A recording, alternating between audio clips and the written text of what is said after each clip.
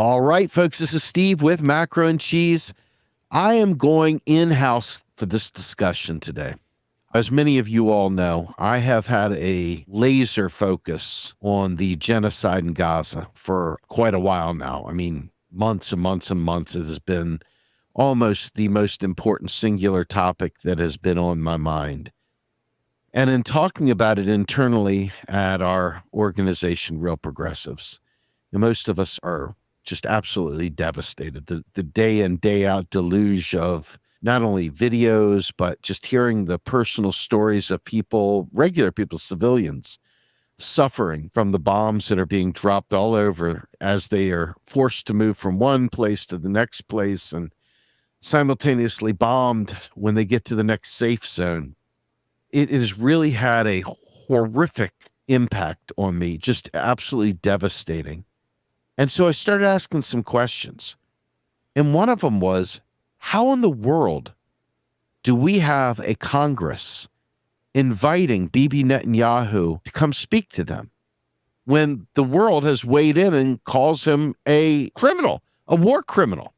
And then I asked myself, how in the world are they giving this man a standing ovation when we know at a minimum 15,000 children, minimum, folks, I'm sure this is way under, but a minimum of 15,000 children slaughtered, dismembered, just sniped, blown up, torn to shreds.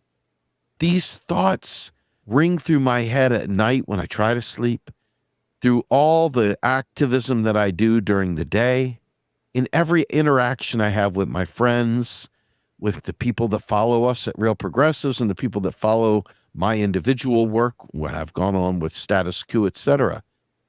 And internally, I had a resource, a good friend, and a member of the Real Progressives leadership team, Jonathan Kadmon. And Jonathan is going to be joining us today because Jonathan has an incredibly important story to tell, starting from when he was a young man being trained in a Zionist world, in his time that he went to Israel to be trained to be part of AIPAC, what his life has been like and what he discovered. It's incredibly powerful. I'm looking forward to hearing it in more detail as we do this interview. And so without further ado, let me bring on my guest and friend, Jonathan Kadmon. Welcome to the show, sir. Thank you, Steve. It's good to be working on this side of the podcast for a change. This podcast is what drew me to this organization in the first place. So, well, we're certainly moving out of just a pure MMT framework because understanding MMT is really powerful, but without understanding the geopolitical nature of the world around us and the influences that control our government. And the reason why we never seem to get anywhere with any of the things we push for, not just in our own organization, but as people. Like, there are no victories because there's always someone there with more connections. The world itself doesn't hear anything that we're saying. It is bought and paid for, quite frankly, by well-networked groups that have deep pockets. And you, sir, have been a part of that world. I am very, very interested in hearing your story. I don't know where to kick it off. I'm going to have to let you take your shot. But why don't you tell us your story of how you got involved in AIPAC and how you got yourself out? Well, certainly. I got to say, learning about the validity of dialectical materialism, all of these things are connected. I would not have gotten where I am today without these kind of formative experiences. And, I grew up in a Republican family, but by the time I finished high school, I wasn't even Republican anymore. I would say I was kind of progressive except on Palestine, but I did not grow up part of the apparatus of a lot of these Jewish community organizations. I was not raised, indoctrinated, with a lot of the same kinds of things that other kids were. I had kind of a tenuous attachment to Israel, and my parents thought it would be a good idea for me to take a year off before I started at Tulane and study at Ben Gurion University for a year. And that was in Beersheba in southern Israel. I did, and it was a life-changing experience for me because growing up Jewish but without a strong identity anchor in the United States, especially in the southern United States, where you're frequently the only Jew in the room, is kind of an icky experience in a lot of ways. And when I went there, I kind of got hit full blast with a lot of the kind of narrative of who Israelis believe they are. And it changed my life in a lot of ways. It was a coming of age experience. It was my first time living away from home. I befriended all of these older Israelis. And this was a time of relative peace. It was 2000. Okay. It was just before the second Intifada kicked off.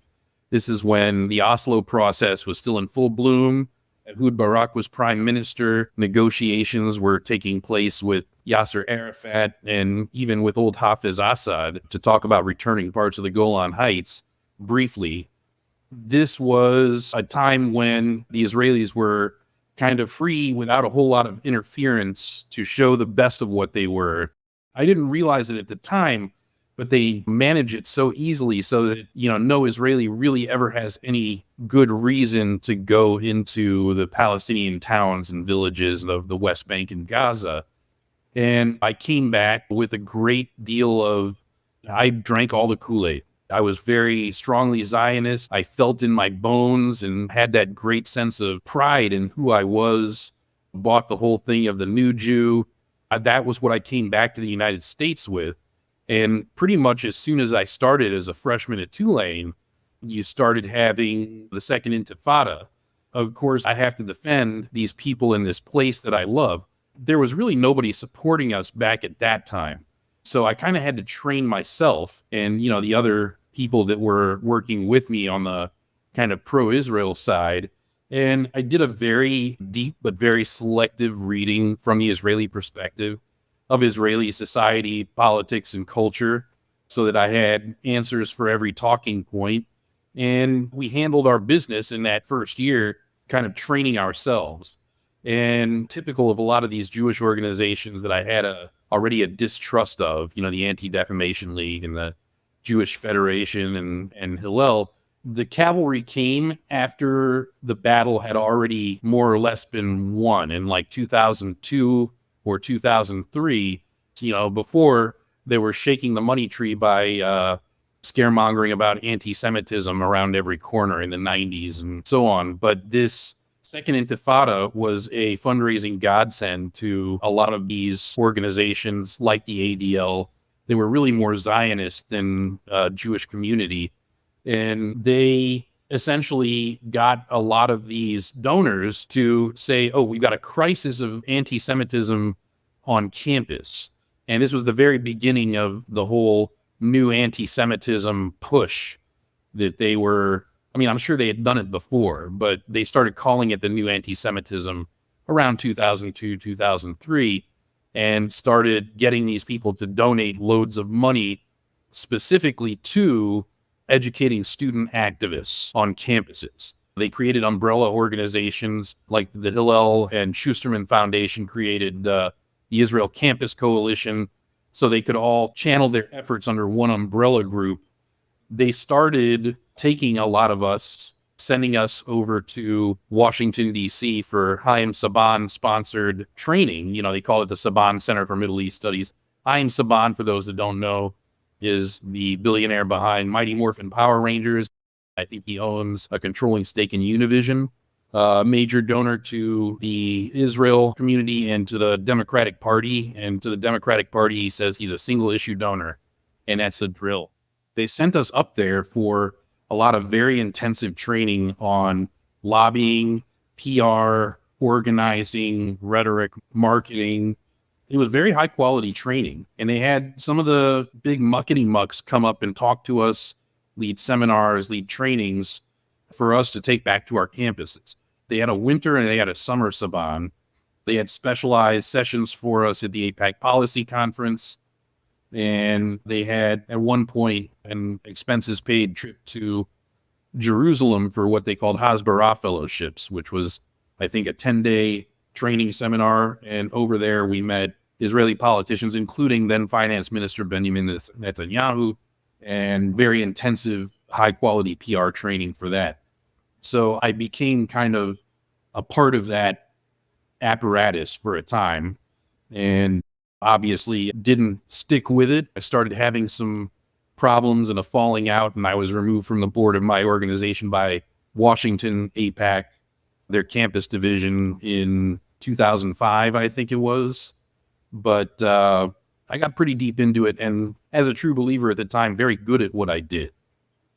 Well, what is it that you did? A lot of advocacy work, a lot of fledgling social media work. I wrote articles, much as I do for real progressives. I engaged in debates. I organized events on campus and pushed for things like the reinstatement of and beefing up of Israel study abroad programs. You know, we had cultural PR. We did a lot, and we were trained to do a lot. And, you know, we even did a little bit of lobbying under the auspices of a lot of these AIPAC groups. We met with local politicians at local AIPAC functions. We were a PR tool ourselves. Like, they definitely, once they had us trained, loved to show us off both to donors and to politicians, because they felt that those politicians would be moved by the young people who were so politically active. What was it about the training that gave you such a deep sense of satisfaction and fulfillment, if you will? What was the techniques? What was it that they used to secure your heart? Well, I think they pre-selected for people that clearly already had their heart in it to some degree, but like, they have a method frequently used by lobbying groups and other kinds of advocacy groups in the Washington, D.C. blob. It's seductive when, for instance, you know, they have you meeting these very important people that you really only see on TV, and, you know, important policymakers and decision makers, you know, that you're interacting with, security officials, Israeli and American. You know, they had me at the 2004 AIPAC policy conference at a table where, you know, Israeli member of Knesset Matan Vilnai was sitting on my left, and Paul Begala from CNN at the time was sitting on my right. These kinds of things for a young guy with, you know, their whole future ahead of them, and not knowing what the future holds, but looking for opportunities, is extraordinarily seductive. They roll that out for you, you know, again, making all these introductions and getting you seen in these important places and having these important trainings on your resume. Like, these things are very, very seductive to a young person that's looking to secure their future. Okay, so when we're looking at what's happening today, do you see traces of what you were trained showing up? Oh, very much, very much. Like, Tell me about that. it's almost as though a lot of their PR, like their fundamental narrative and talking points, have not evolved one iota in the 20 years since I was doing it. To a large degree, this narrative, which, you know, we now have all kinds of resources, documents, and everything else available to us to easily poke holes in and say, that's clearly not true. They're still using the same talking points from 20 years ago. I mean, I noticed it when RFK was repeating. I'm like, where have I heard those exact lines before? And, you know, you go back to Mitchell Bard's Myths and Facts Guide to the Middle East Conflict that I was using 20 years ago to train myself. It's the exact same lines and the exact same arguments and debunked historical narratives, things that you can easily Google. Hey, that's actually not true. These kinds of things, they've not evolved much in terms of the narrative, but I think they have evolved a great deal in terms of conditioning the people that follow those narratives not to look at any of the alternatives. You know, that anybody who says the opposite of that is biased or misled or a terrorist supporter or supporting terrorist talking points. And that's heavy conditioning, keeps these people on the straight and narrow and from seeing certain realities that are right in front of their face. Looking back on it and realizing just how deep into that I was at the time is both scary and sobering. Let's go back to your time in Israel. Can you describe more about the affect, if you will, of just being there and what it did to you as a person, formative years, obviously, and so forth, what that effect was for you? Well, the narrative that Zionism has always had, which I now know is deeply, deeply problematic, but at the time resonated with me because of my experience growing up as a diaspora Jew without a lot of cultural anchor and not a lot of connection to who I was as a Jew. This narrative as, the new Jew, this is who Jews really are at their essence in their native habitat. And they have all of these narratives about, making the desert bloom and being socialist. Like, that was my first introduction to the notion that everything I had been told about socialism, the basics of socialism, was a lie.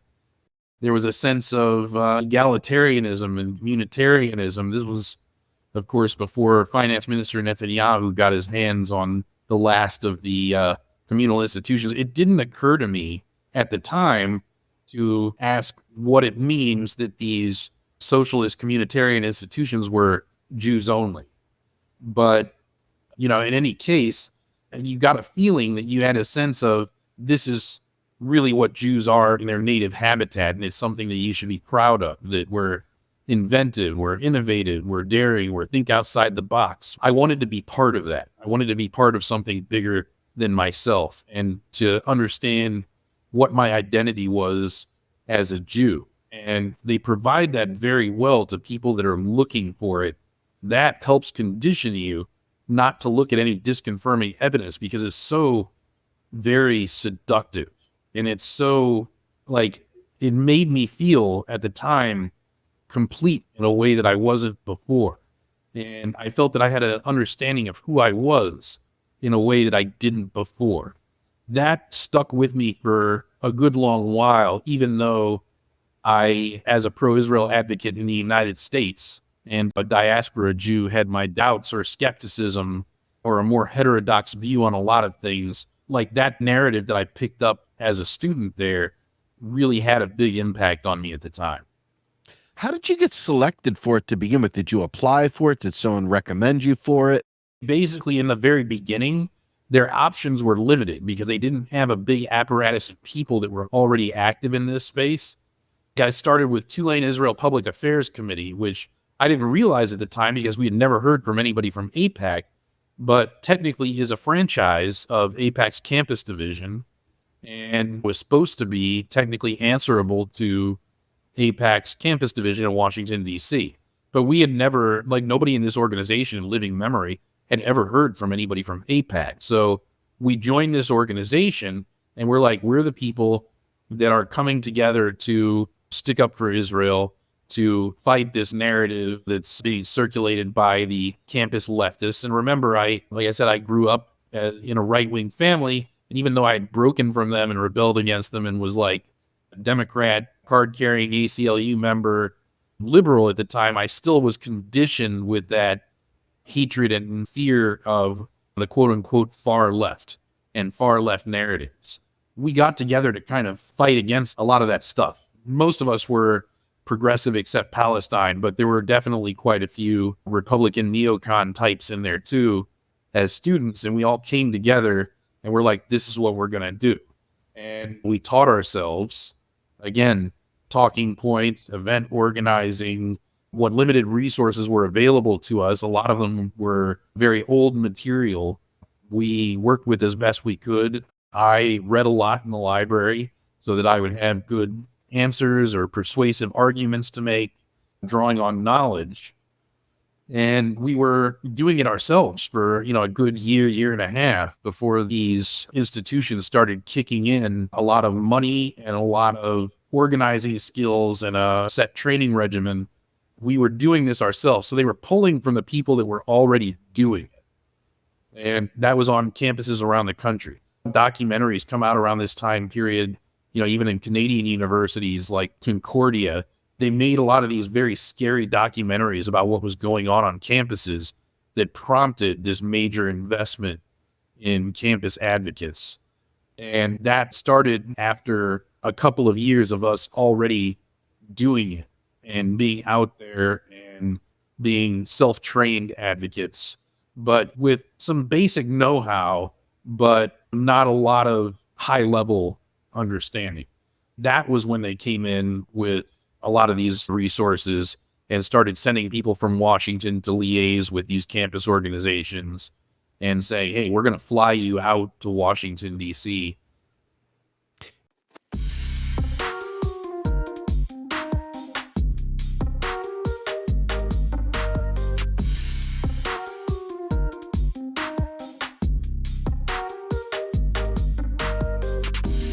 Interesting. I go back, I was raised without any kind of religion in my life whatsoever, but I was a born again Reagan guy, raised as a Reagan family. And, when I became a Christian later in life, I went to a church called National Community Church on Capitol Hill. It was very, very political, activist Christian organization that was led by a Messianic Jew named Rob Schenck. He and his brother Paul had started this up, and this was very right wing. I mean, you had Randall Terry, who was the guy that held up the fetus to Bill Clinton. Paul Schenck was part of that. You had all the Johnny Hunter and a ton of other pro-life folks that were wrapped up in this kind of messianic Judaism through Christianity. And so I got to experience Jews for Jesus. I got to experience all of these different rituals, if you will, like the Passover Seder and some of the other things that tie Christianity to Judaism. And, a lot of people making their Mecca to go to Israel. They were doing their long trip back to the motherland, so to speak. And I'm not talking about Jews. I'm talking about Christians that felt this kinship through this tie-in here. And, I didn't know anything about it.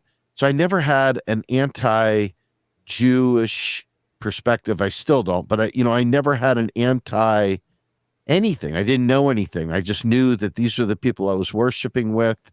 I liked them. They were nice people. They treated me nice, etc.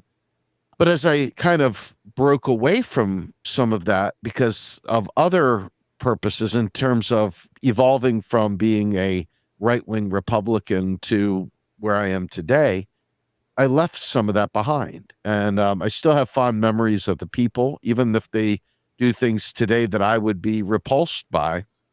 It kind of brought me to this understanding, at least I thought I had an understanding. I mean, I defended against all the tropes about the Rothschilds and the Federal Reserve, on and on. All, you know the tropes. They're out there in just massive amounts, and some don't even hide it.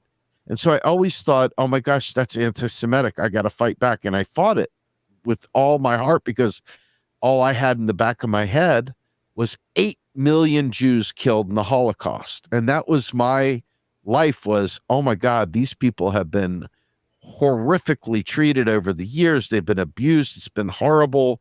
And so that was the beginning and the ending, really, truly, of my Jewish experience, other than going to a couple bar mitzvahs, getting drunk off of Manischewitz when I was a kid, you name it.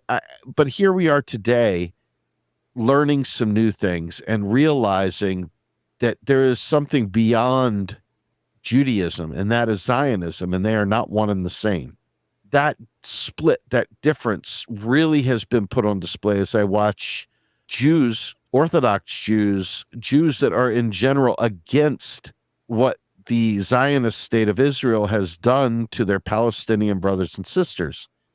And there's a huge push, and they're being chastised and treated horribly and being called fake Jews, not real Jews, and they're being beaten and spit on. And the people that are doing the beating and spitting are treated like the victim, while the Jews that are standing up for the Palestinians are being treated like the bad guys. This dynamic created a schism in my brain that I couldn't repair. I guess my question to you is how did this Zionism element take over so much of what it means to be Jewish, or at least the way they try to portray what it means to be Jewish? Because it wasn't always that way, was it? No, not at all. And in fact, it used to be, in the early 20th century, even as late as that the majority of diaspora Jews were anti-Zionist or non-Zionist. Didn't know, didn't care. Zionism was a minoritarian position. And that dichotomy was blurred deliberately. This was the technique of Zionist organizations really from the founding, but they started to become very successful at pushing this in major American Jewish organizations in the early 20th century, where they deliberately blurred that line. And that process and that core part of their idea of who they are and their message to the world is to blur those lines. And you can even see that in the Israeli flag, which borrows the symbol of the Star of David and is deliberately designed with the blue and white lines to look like the talit or prayer shawls. They call it Israel, and they frequently cite the passage in the Bible, those who bless Israel will be blessed, and those who curse Israel will receive curses, and so on and so forth. When the Bible is talking about Israel, it's talking about people like me, the Jewish people, okay? When there was no such thing as the idea of a secular state in biblical times. But the Israeli government and the Zionists before them have deliberately blurred that line. And they have had a process over more than a century of making sure that this infiltrates into every community organization, into every synagogue and temple, other than a few kind of fringe ultra-Orthodox and some newer liberal reform synagogues. Almost all of them over the years have become Zionists. I think the last major American Jewish organization to hold out gave in the 70s, and I think that was the American Jewish Committee, AJC. But they're almost all kind of officially or unofficially Zionist at this point. And that was a product of organizing. That was a product of people with deep pockets being willing to commit a heavy financial commitment to making this happen. It's not completely astroturf. There was definitely large groups of people that were working hard to make it happen as well. But a lot of it did very much have to do with the deep pockets that were able to create organizations, holding companies, and various other groups to channel this money in an organized way and to disseminate this point of view and to exert pressure by the same way any lobbyist or major donor does these days. When we see money in politics, they make themselves essential by being a big donor and then say, if you don't do what I say, I'm going to withdraw this funding and you're going to have to make do without. And, a situation where it's a gigantic money rat race and typically whoever fundraises the most wins, by and large, this provides a great deal of leverage.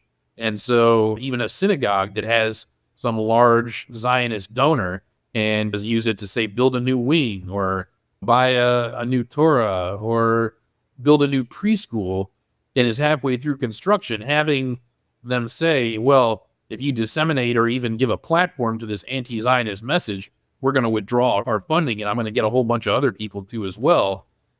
Well, after a while, that takes its toll. And after a certain period of time of having this be the case, a generation comes up where that's just the way it is and it's always been. And this sort of thing is something that made a difference in terms of blurring that line in the minds of a lot of American Jews that were raised that way.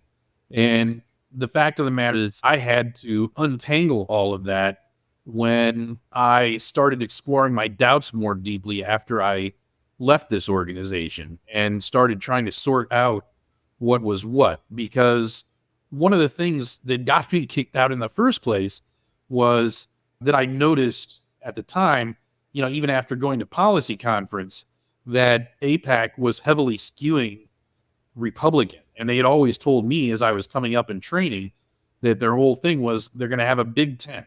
And there's room for left-wing Jews, there's room for right-wing Jews, and so on and so forth. But you can see very well and very clearly that the right-wing Jewish narratives and the ones that wanted to kick all the Palestinians out of the West Bank and Gaza and have greater Israel and that sort of thing was absolutely dominant. You could see even liberal Zionist organizations like Americans for Peace Now tables being harassed by large groups of, right wingers and looking all shell shocked and that sort of thing. I had made a suggestion to my organization that we should reach out to international solidarity movement people because they sent their people over there and put their money where their mouth is.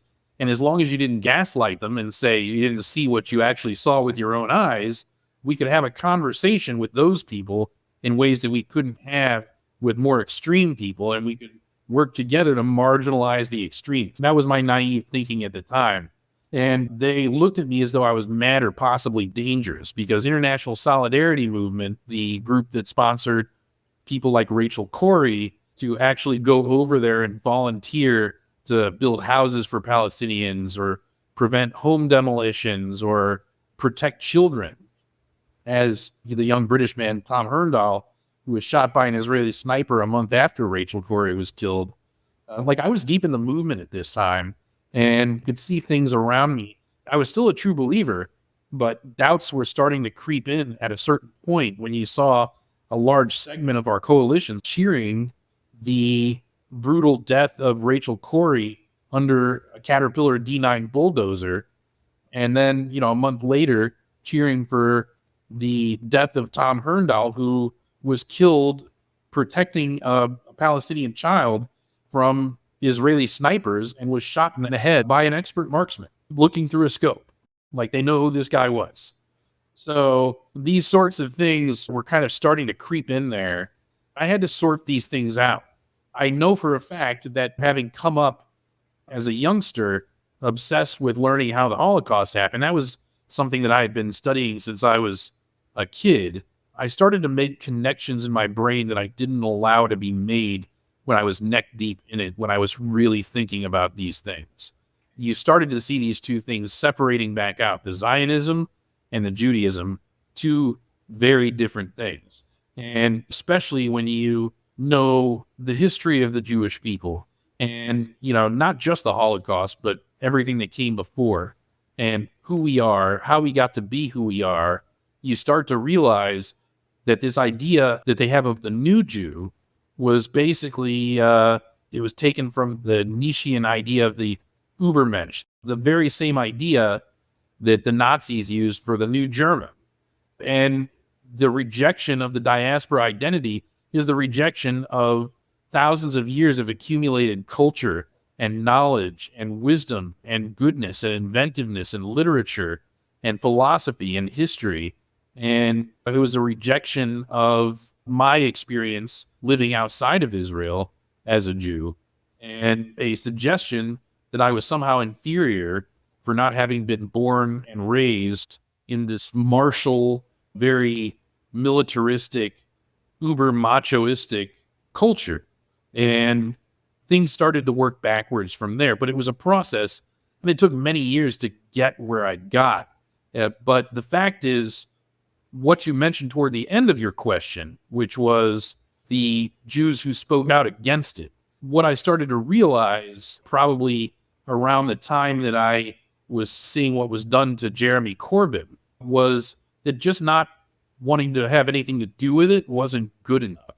That because I came up trained in this way, because I was part of it, and because I was so good at what I did, and I had the kind of resume that I did, the Hasbara fellowships, the Saban training through AIPAC, and being part of all that, all these old articles to my name, I had a responsibility because I had a unique immunity to most of those attacks. And even up to and including having gone back a second time to, in the post-Katrina evacuation year, to Hebrew University's honors program in Middle East studies. So I happened to have lived there for basically 2 years, non-consecutively.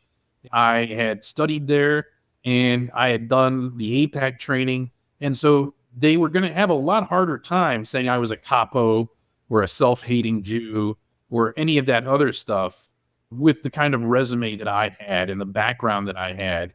That stuff bounces off me like I was wearing body armor.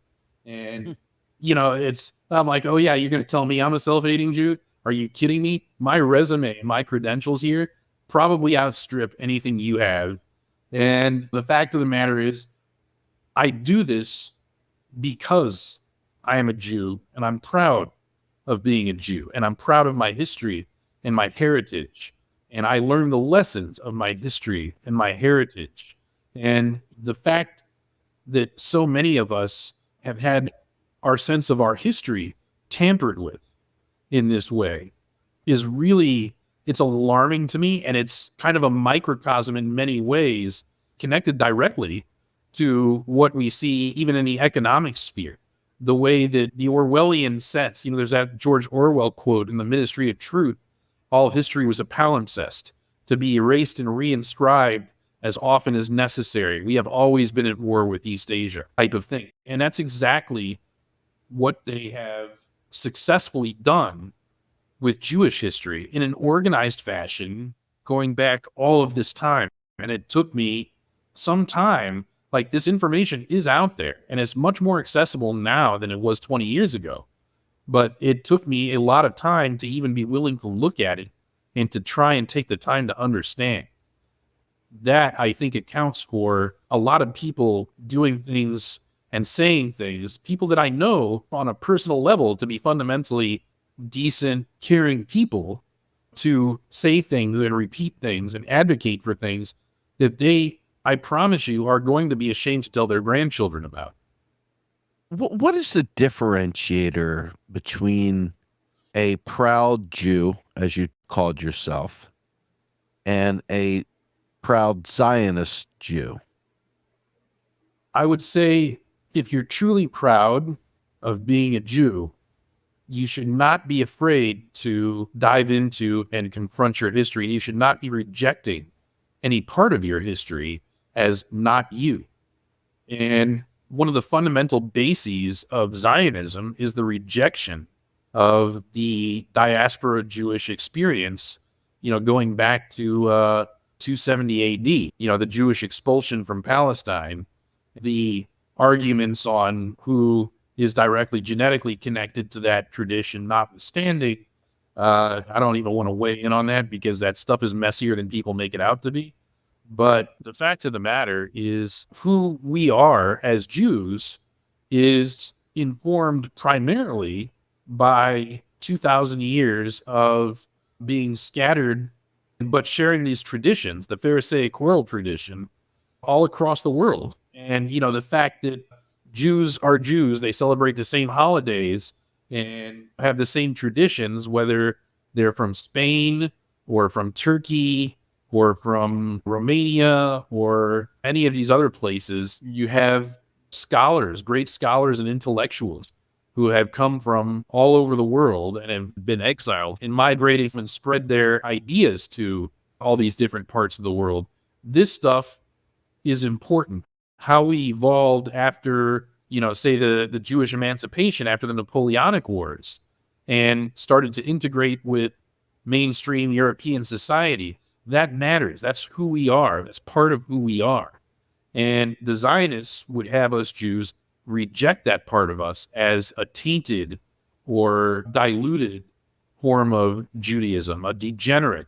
That was their word in the 19th century literature, form of Judaism, and that they needed to come back to Israel and experience this Ubermensch idea, reinvent themselves, a reboot, in Marvel Cinematic Universe speak, to be who they truly are, the strong Jew. Well, the diaspora Jews have a legacy of being incredibly strong. But I think that also became part of the Zionist idea, because one of the many ways in which diaspora Jews have left their lasting legacy on the world is so many revolutionary leftist movements for emancipation of the working class and of the underclass and of the disenfranchised around the world. Jews were at the core of all of those movements. Karl Marx himself was not religiously, but, in terms of heritage and culture and his life experience, was a true Jew. And you have the Rosa Luxemburgs and so many of these very famous advocates for true democracy and for ordinary people and the working class and anti-oligarchy, that sort of thing. Like, these were intimately tied to the diaspora Jewish experience. The Bund, which David Fields mentioned on a previous episode, was a global Yiddish-speaking Jewish organization that was labor unionist and revolutionary left. That's a huge chunk of who diaspora Jews are and what they have to be proud of and what makes them strong and what makes them wonderful. That is a part of the legacy that Zionism would repudiate and that the state of Israel would repudiate. They were very, very militantly anti-communist. And, even in as much as they had an Israeli Communist Party, anytime these people got too strong, they were essentially repressed and purged. So this sort of thing is a huge part of, if you are proud of being a Jew, you have an understanding of your history first, and you have an appreciation for what that history means to who we are today. You don't repudiate a part of it. You don't try to reinvent any of it or erase any of it. If you're trying to erase a part of who you are, that makes you as anti-Jewish as any far-right Nazi, as far as I'm.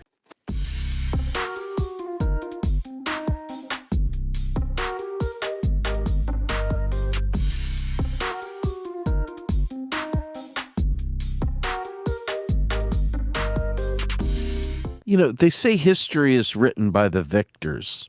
Who keeps the historical record of this Jewish experience that you're speaking of? I mean, ultimately, there's been a lot of death and destruction. I mean, I'm no Holocaust denier.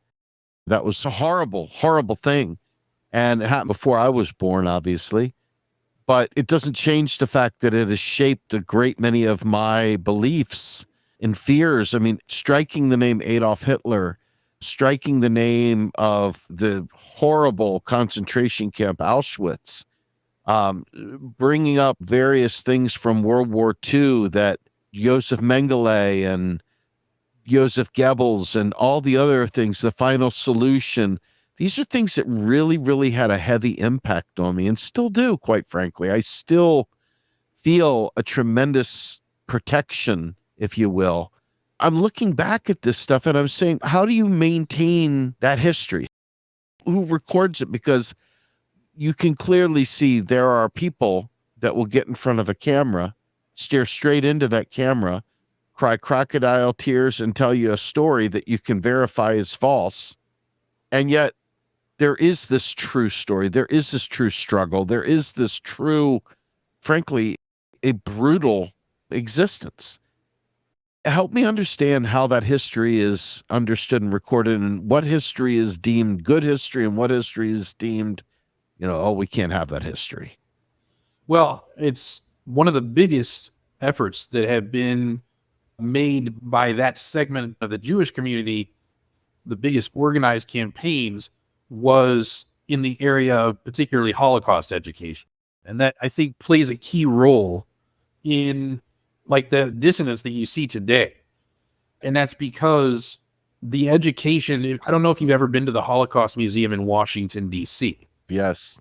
One of the things that didn't hit me until later in life, when I really started to go through the nitty-gritty of Holocaust history, was the fact that it's not really designed to educate people on what happened there.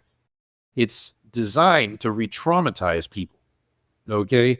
You are meant to experience firsthand the horrors, but there's not a lot of stuff that entails deep understanding. And what really made me realize this was a class that I had the privilege of taking at Tulane by an ex-World War II OSS agent named Henry Mason, who was also the former chief of the political science department there.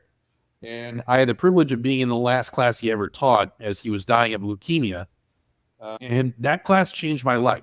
It was called Holocaust Systems. It was taught not under the history department, but under the political science department. And it was essentially a course on comparative genocide systems, right? And that systems approach was what I had been looking for years, because I had an inkling that this was a problem in most of what I had read or what was discussed about the Holocaust, but I didn't know how to articulate it until that point when he took kind of a 1,000 feet in the air view and looked at the structures and how these things were done step by step. Only then can you really start to answer the question, how can an entire people, how can an entire country be made to go insane and go along with the kinds of horrors that traumatized me in the Holocaust Museum? Like, these are, so undeniably evil. Like, how can an entire country be brainwashed into going along with this sort of thing? And that course really taught me to look at some of the scholarship on exactly how that sort of thing happened. And it was a very, like, I had not seen it anywhere else before then, but he managed to turn me on to some of the scholars who studied these sorts of things, the Raoul Hilbergs, the Christopher Brownings, and people like that who actually looked into these questions of how did the Holocaust happen and what were the structural mechanics of it? What were the propaganda mechanics of it? And that in particular, even though it took many years for me to really connect that to what I was seeing in Israel, it helped over the years that since those days, Israel has dropped the mask in a lot of ways, and the country itself has drifted right. It helped me to put those two and two together and to see the same kind of process in motion, the dehumanization, starting with the casual and escalating, and these sorts of apartheid conditions, the not looking at what you don't want to see, and the ability to avoid confronting the cognitive dissonance that would occur if you were watching this sort of thing in process. Like, all of the mechanics of that, you started seeing the similarities and the parallels, but these things are kept out of the way most people are taught about the Holocaust. If all you know about the Holocaust is Schindler's List, yeah, you can make some connection because you can, there's that scene with Ray Fiennes taking a sniper rifle and randomly taking pot shots at innocent civilians, prisoners walking back and forth. You can see that happening in Gaza if you know to look for it. But by and large, you're not going to get an idea of what the structures were that are parallels, or how somebody gets to the point in their brain where they think so little of the humanity of the other that they're going to hunt human beings for sport. And that's the important thing that has been deliberately excised, I think, from Holocaust education.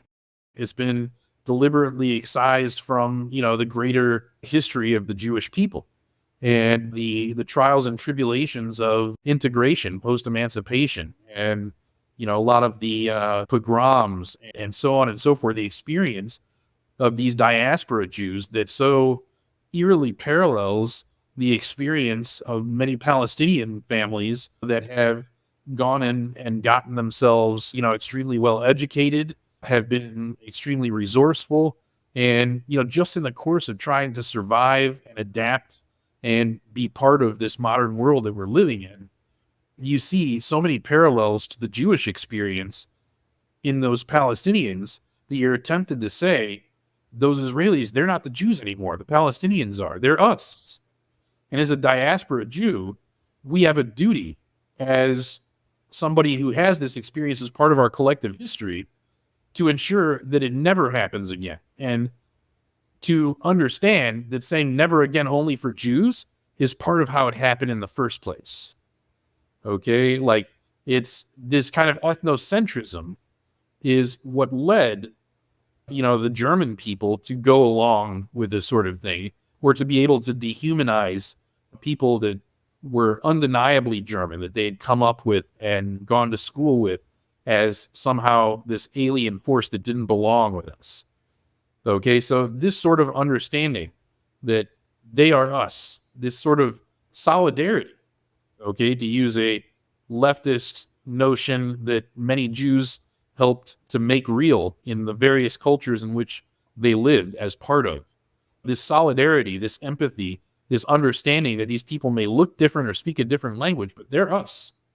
And when you hurt them, you hurt us. When you destroy them, you destroy all of us. When you go back, you had mentioned that this Zionist approach to the Palestinian question, I hate to say it like that, but you had said that there was the taking of houses and that people were standing in front of bulldozers to stop them from knocking down their homes. Help me understand what you're talking about in that space. I mean, what exactly goes on in the colonial part of the Zionist project? That is, again, part of the Orwellian stuff. There's so much of what in that year of being seduced at Ben Gurion University, that I came to realize later were built on top of the ash and ruin of the people that lived there before. And even, the JNF forest, okay, was built on top of the ruins of the thriving Palestinian olive groves and farms that had been there for centuries, and replaced with imported evergreens from Europe, which are now not exactly thriving, I'm told. This process of creating facts on the ground is what the Israelis call it. But to me, it's that Orwellian process of all history was a palimpsest. We have always been at war with East Asia. Like, they demolish these places, these Palestinian places, and build something else on top so that the Palestinians, of course, can never rebuild on that site. And they call it something else. And there is never any discussion of what was there before. So many people have grown up living all their lives never knowing there was something else there before, or what it was, or who it was. And it's very, very easy for ordinary people who consider themselves good people to go through life and to be beneficiaries of this apartheid, colonialist, genocidal system. Those words sound cliche, but they are the best words to describe what this process entails that are available in the English language.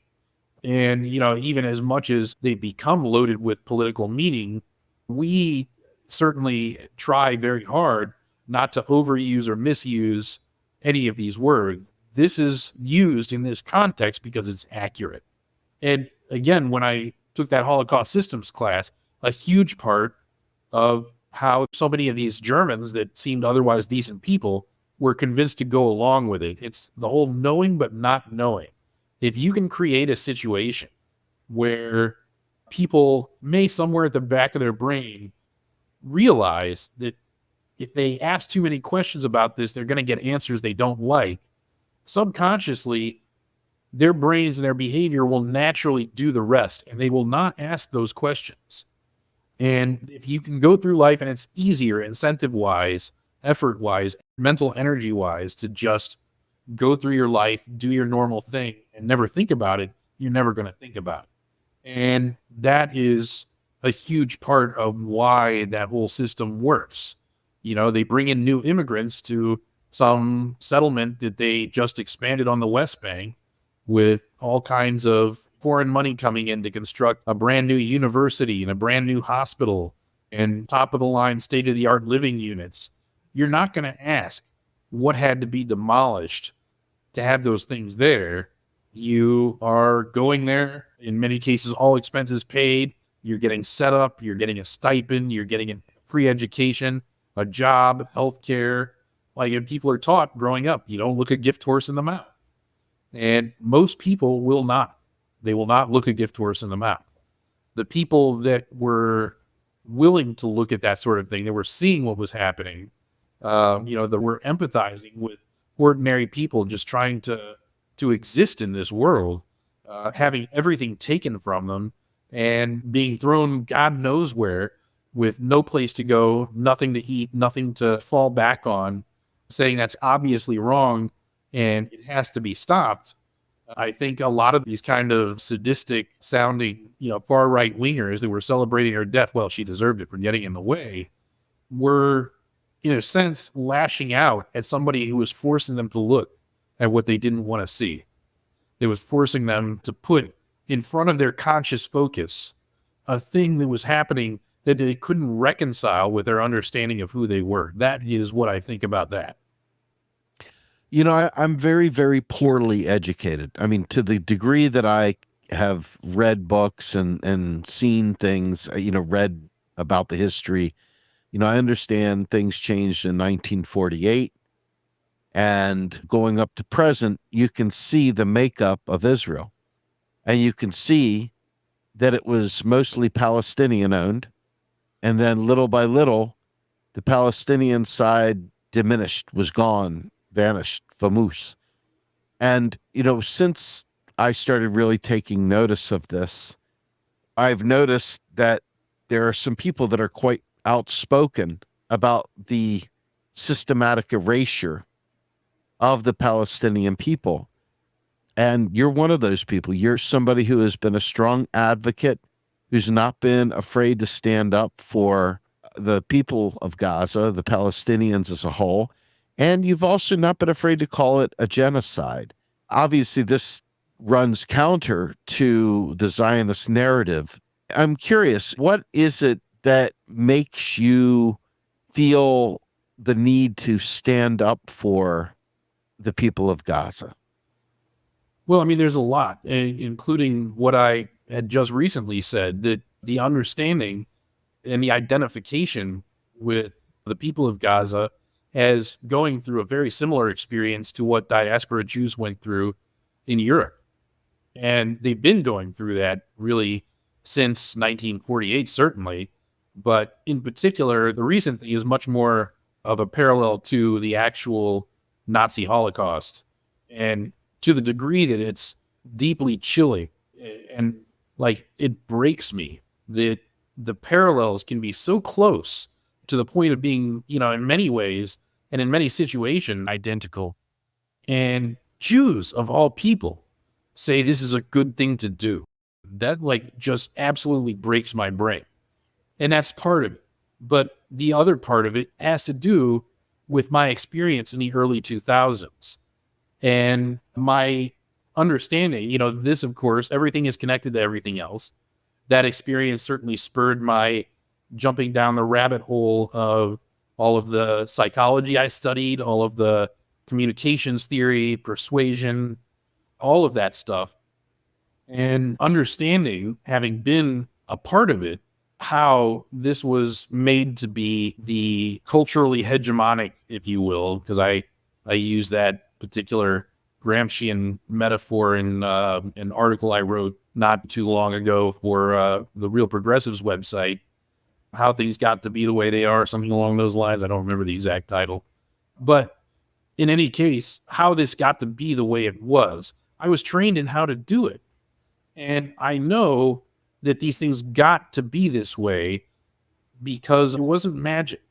It wasn't anything inherent in the way things are.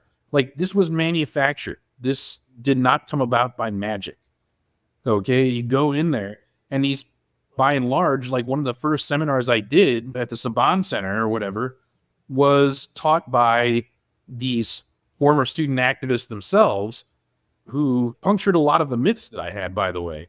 Explain the method of making themselves essential, of sending people to volunteer on these Congress people's campaigns and making clear their connection to the Israel lobby, and of making themselves indispensable, then getting hired on as congressional staffer and, training people in the etiquette of how a professional lobbyist makes a call to a congressman's office, of connecting to the actual paid lobbyists, providing things to fill in a vacuum to people that had very little expertise in this area, and say, here's something you don't have to worry about. We're going to develop your Israel policy for you. You don't even have to think about it. We'll show you the initiative. We'll train you the talking points. You just go out there and do it, and we'll make sure you win your next election. That sort of thing, the whole process that I was trained in was a real eye-opener. And I used to buy into the line that AIPAC gave out that, okay, AIPAC doesn't rate or endorse candidates. But these guys in that first seminar said, well, that's not entirely true. Their local and state affiliates absolutely can. And, there's a whole bunch of satellite organizations that coordinate that absolutely can. And so these sorts of things can be brought to bear in the ways that I described toward the beginning. And, it's a process, but by and large, before you know it, you have a significant chunk of Congress with former AIPAC student volunteers or young 20-something volunteers that had explicitly come up through AIPAC to be part of AIPAC, and that had, these congressmen now owed for their seats. And that was a way in which those relationships got built and solidified and continued. And there are thousands and thousands of those just in Washington, D.C. alone, of people that have not just, elected officials, but also security officials that got introduced to this one and that one, and people in private sector think tanks, a whole network in the blob. But that was not built by magic. And it was not built all of a sudden just by having a lot of money. It was built by organization, of processing, of systematic work over the course of many years. And that was an understanding that I bring towards dealing with it, because so many people are so intimidated. But these things, they're human constructions. If they can be built, they can be taken down. If it can be done, it can be undone. And yes, it's a lot of hard work and it's an uphill slog. And there's a lot of rage against you because they've been building it up for a very long time. But I take inspiration from, the leftist Jews in days of old who understood the basic strategic concept behind guerrilla warfare. A much more established enemy, however much larger and more powerful in a way, has certain vulnerabilities. They don't adapt as quickly. When they are wrong-footed or derailed in some way, it takes them a long time to get their stuff together and get back on track. And if you can keep them on the back foot, if you can catch them unawares, if you can hit them hard before they can get back up, you can all of a sudden break through the fortress they have, that's trying to keep this narrative out of the public eye. And people are starting to see, you have a level of social media and of live stream video and of photographs getting out there in ways that wouldn't have been possible 20 years ago. They had such tight control over the corporate media gateways to the point where, some of the major media organizations are actually run by people that came up through some of these pro-Israel media organizations like Camera. You got people on the board at various major media outlets that came up through there. The fact that these are not the sole gatekeepers of information anymore, and the Israelis were completely unprepared to handle that, their big apparatus. This narrative is breaking through to people. People can see, ordinary people can see that, hey, what that Israeli spokesman is saying is an obvious lie. And why are all the media organizations getting behind this obvious lie? We can see on video that's not true. And that's an important thing that I think needs to be pushed and exploited. And all of a sudden, there's a vantage point that we can fight back with, that we can defend, and that we have to. And we have to be willing to take the slings and arrows of the disingenuous accusations of anti-Semitism that people, that boy has cried wolf too many times now. People don't believe it anymore. But they're still using it to try and repress people. But you have to be willing to stand up to that. You have to be willing to say, you're not going to do that anymore. Again, I feel a double duty to do that given my background and the unique insulation I have against those kinds of disingenuous misuse of the term anti-Semitism. I have a duty to speak up and to do what I can to, put a stop to it happening again, the Holocaust, the thing that we all swore never again. And number two, to having my identity hijacked by people that not only don't value it, but want to destroy it and replace it with something else.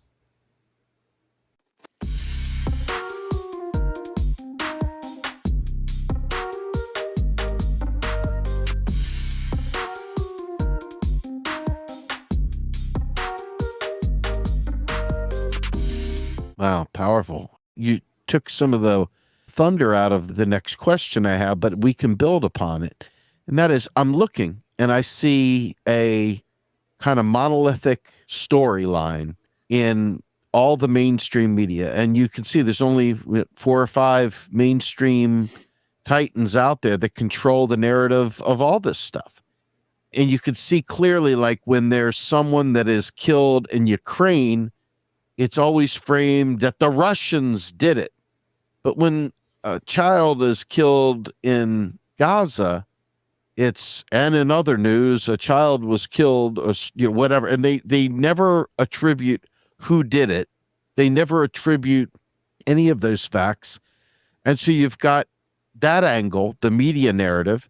Then you've got the political narrative, which you described at great length, how AIPAC works to position people in the institutions and the government that are there deeply embedded to control that narrative as well. And then, as if that's not enough, I mean, someone like Jamal Bowman, who I'm, no big fan of one way or the other, but he was brought up as like a rising squad member 1 minute, only the next minute to have gone to Israel, seen the apartheid state, come back and be disillusioned to it. It still wasn't my cup of tea, but nonetheless, he was destroyed by operatives in the political sphere through AIPAC and others. Help me understand the U.S. relationship with Israel and how the people of Palestine aren't even treated as human beings here. I mean, they're not even seen as human. They're seen as subhuman. They're seen as animals. They're called animals. I mean, the things I've read, the things I've listened to are so aberrant, so shocking that you keep looking for like a hidden camera to see if you're being punked, to see if this is like, some theatrical performance. And it clearly has some theatrics to it because people are lying. But help me understand this dynamic here. I mean, is this just all from the placement of people through AIPAC and other adjacent organizations, training people up, working together, and infiltrating various aspects of government, media, education, etc., with this Zionist viewpoint? Or is that way too convenient for the conspiracy peddlers out there who truly are anti-Semitic? I mean, it's a little of everything. It's certainly worth saying brainwashing is a hell of a drug. And that Orwellian method of, all history is a palimpsest, of basically erasing the competing narratives from the popular discourse it's not something that's restricted to the pro-Israel movement. I mean, hell, you know better than anybody what we've been dealing with in just resurrecting all of this economic history that had been erased from the mainstream narrative. This is a core part of how the powerful, once they have basically gotten to the top of the mountain and knocked the other guy off, consolidate their power and make sure that the other guy can never get back up and come back to the top of the mountain and knock them off. This is how they do it. They erase the competing narratives so that you never know any other kind of way. You remember during the Iraq War, the broadcast by the Iraqi Minister of Information, I can't remember his name now, but everybody called him Baghdad Bob. You remember that? Yeah. I mean, it sounded so ridiculous and over the top and obviously false because we had a completely televised war. Okay, and we could see, obviously, the tanks rolling down the streets of Baghdad while this guy is saying the glorious Republican Guard is kicking the crap out of the Americans and sending them running and so on and so forth. But again, like at the end of the war, when the last of the Iraqi military finally fell after, 3 weeks or whatever, people in various places were like wandering the streets in shock. They couldn't believe that the Iraqi Minister of Information had lied to them. It never occurred to them to ask whether he lied to them or whether the American narrative might be true, because they were so conditioned to think that the Americans always lie, which we often do, to be fair to them. But if you have no countervailing narrative, no frame of reference to know that you should be asking questions of whether that's actually true, none of us really has the cognitive capacity to apply discernment to everything. We have to outsource discernment by trust. We have to trust certain things and certain people. That's how we go through life. It's the way our brains are wired. And there's certain things we have to assume are true. If you had to question every single thing throughout the day that you heard, you'd exhaust yourself.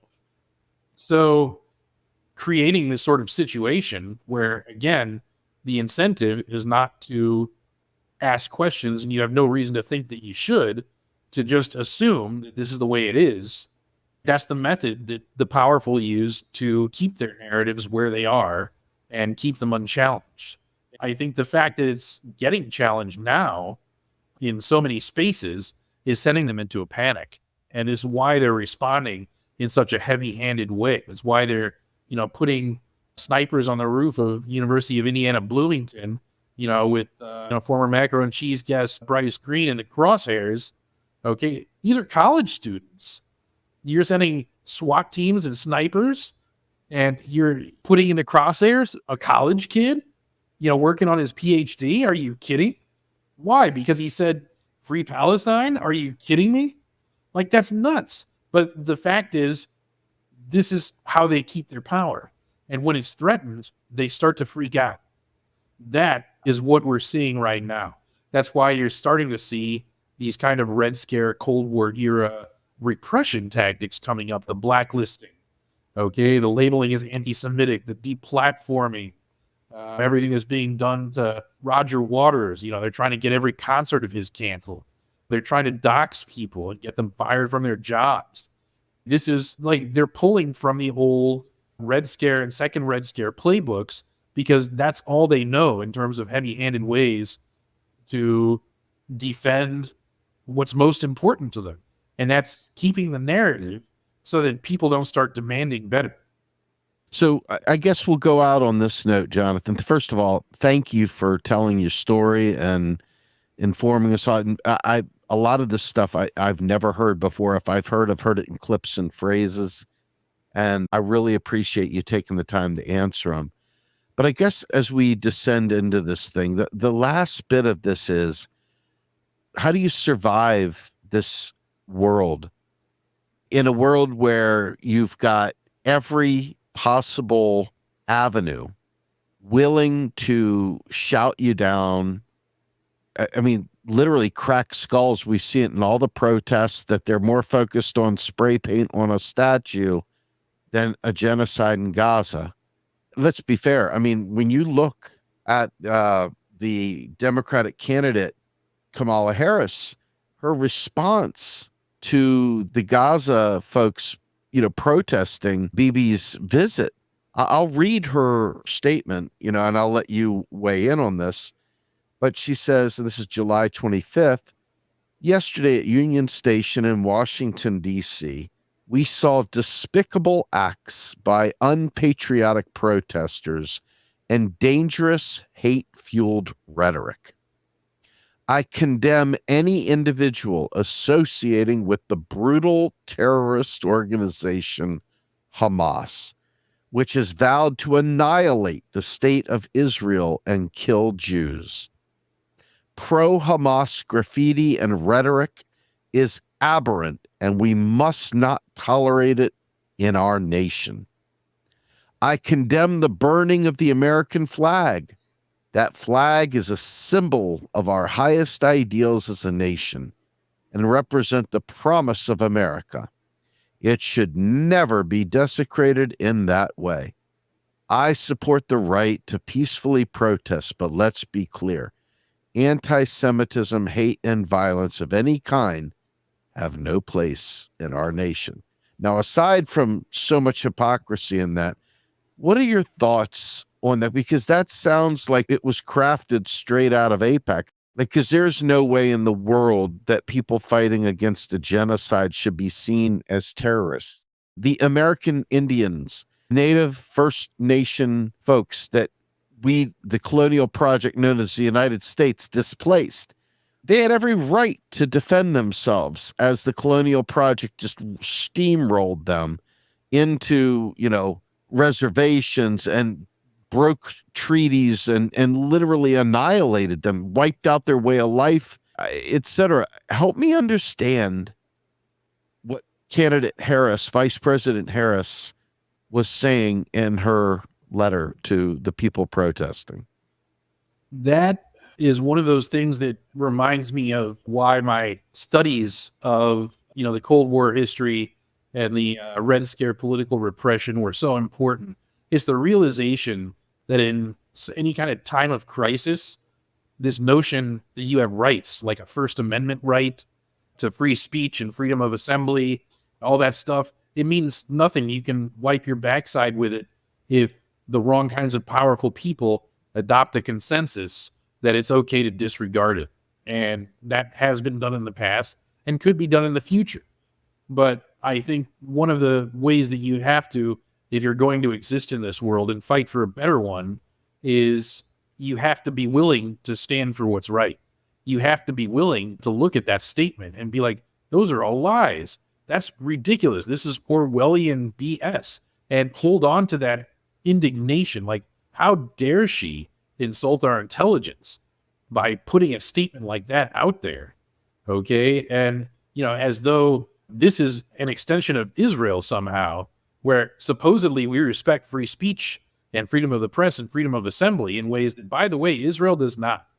Okay. Like, there's no constitutional right to anything in Israel because there's no constitution. And free speech is very liberally interpreted over there. It basically is a police state. People are being arrested over there for their social media status. All right. This is not Israel. And the notion that you can repeat the demands of people like Benjamin Netanyahu that these protesting students be arrested or prosecuted somehow in the same way they would be if they were in Israel is incredibly outrageous. And it should provoke the kind of indignation that says, as it has with a lot of these students and other protesters, Jewish Voices for Peace and all those people that have been showing up saying, do to us whatever you want. Like, we know what the right side of history is, and we're going to stand on it. And there's nothing you can do to change that because we know enough about our own history and what happens in the Holocaust to know that we'd rather be dead than have to explain to our grandchildren why we were on the wrong side of history when it happened again. And holding on to that and being willing to push for that and being willing to suffer the slings and arrows of whatever comes your way and trust in solidarity and community with other people that are on the right side of history to carry you through it and to be part of something larger than yourself and to have made a great contribution to that larger something is 10 times more intoxicating than the fake narrative that these kinds of people put out. That this whole Zionist idea of the macho, strong new Jew, like this solidarity, this being part of a true struggle to make the world what it should be, a better and more just place. That's worth fighting for. And that's worth standing up to whatever inconvenience we suffer, which is certainly nothing compared to what the people of Gaza we see every day are dealing with. Starvation, disease, explosions, snipers. Okay? And if you believe you have a duty to make the world a better place, this is where you have to be. Amen. Jonathan, I want to thank you for this time. And as someone who is not a Jew, but who definitely wants to understand everything, no matter where the truth and facts take me, I want to thank you for adding so much information to my understanding of the world around me as well, especially in this case, because to me, I see dead people and it bothers me. And I don't want to see dead people.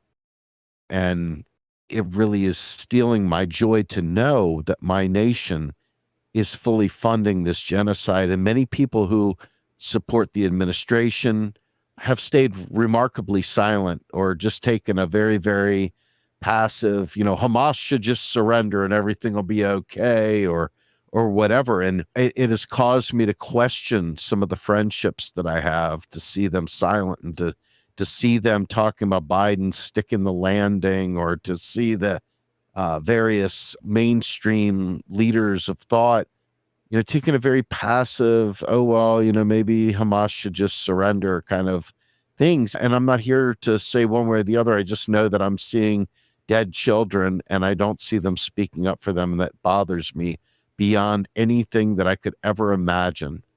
I would like to give you the final word, being that you as a Jew have taken such a courageous step in talking to us today, talking to me in particular. I come in here with ideas, with thoughts. You're coming in with lived experience. your final thoughts. The thing that hits me is there was a recent documentary film released called Israelism. And one of the things that kind of came out there was that the number one antidote for the brainwashing that the Zionist organizational infrastructure puts in people's heads is going and seeing these things firsthand. Okay.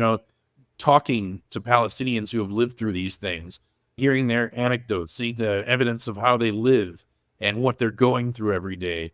The number one antidote is being forced to confront what actually happened. What I used to say even back in the day is the day that Israel can't win the argument on, if you'll forgive the metaphor, the open market of ideas, okay, is the day it doesn't deserve to win.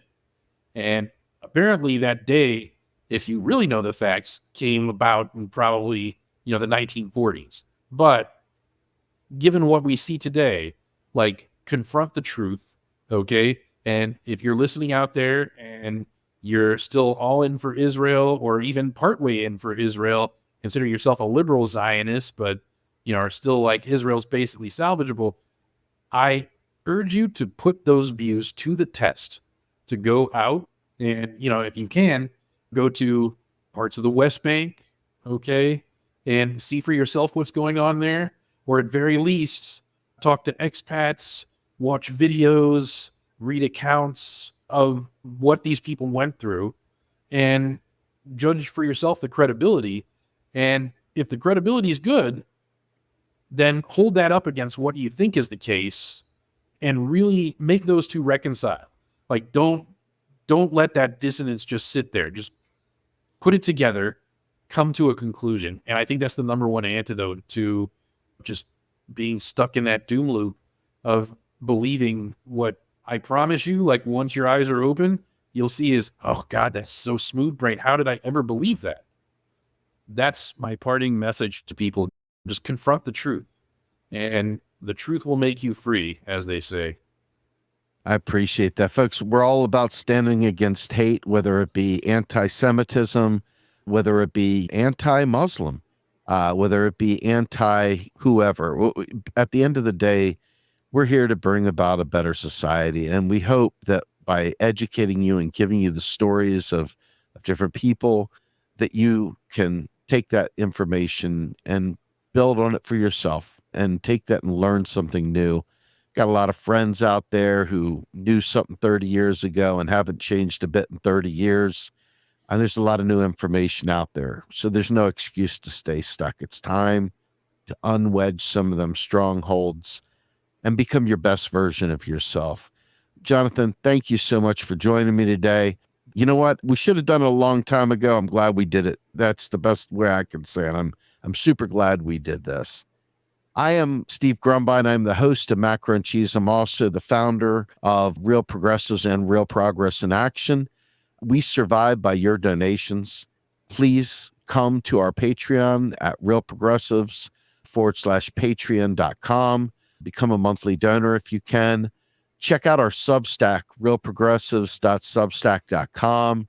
Obviously, check us out on Twitter, YouTube, Instagram, all sorts of different media platforms. And this podcast, which comes out every Saturday morning at 8 a.m., you'll notice that we have transcripts. We have extras that give you links to learn more about the things that we brought up during each episode.